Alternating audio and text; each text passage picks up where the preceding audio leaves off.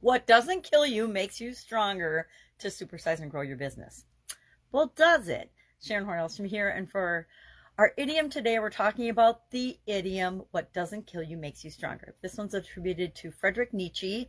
The philosopher in 1888 said this, and it's been picked up and used and shared as a way to encourage resilience in us as human beings for decades now. And for some people, yes, it absolutely does do that. For me personally, I can attest to the fact that I had a sudden cardiac arrest in 2010 and was frozen and in a coma and things. Coming out of that event, which was like not a positive or happy event, it made me a lot stronger. But it only made me stronger because I made a conscious choice that I was going to figure out what had caused me to have that event, that physical event, and I was going to massively change my life so that it wouldn't recur and I wouldn't have that challenge again, because I didn't want to ever have to go through it again until I'm done here on planet Earth.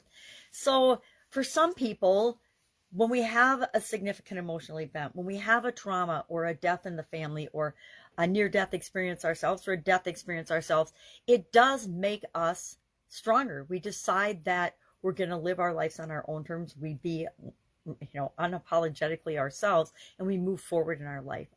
I'm a totally different person than I was in 2010. In 2010, and I understand now what led up to that event. Never would have thought it would have happened to me, but it did. So what was I going to do about it? How was I going to change the way I was responding to different things that were happening in my life at that time? I also figured out how much my little red wagon could hold. My dad used to always tell us that we were putting too much stuff in his little red wagon sometimes, and he was absolutely right. And I found out that if you put too much stuff in your little red wagon, if you're taking on too many things in too many areas for you, it can cause something to break, and something that often isn't fixable. I mean, most people don't survive a sudden cardiac arrest, so we don't want to get to that point ever in our lives. So, there's scientific studies now that prove that it isn't true that we get used to trauma and that trauma causes everyone to become more resilient.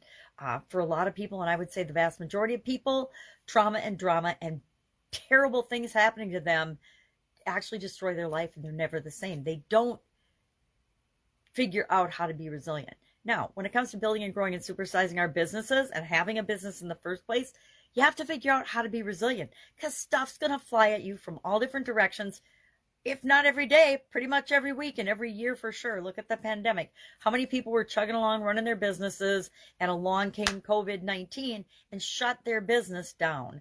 And for some people, that caused them to pivot and be resilient and figure out what they were going to do during a time that they could have never even imagined. I know I could never even have imagined the pandemic, and maybe that's naive on my part and I should have known, but I didn't. But I did know that I needed to pivot and make some changes if I was going to make it through the pandemic virtually unscathed. And I'm happy to say I did that. Even though I, like millions and billions of other people, got COVID, I'm still here to talk about it.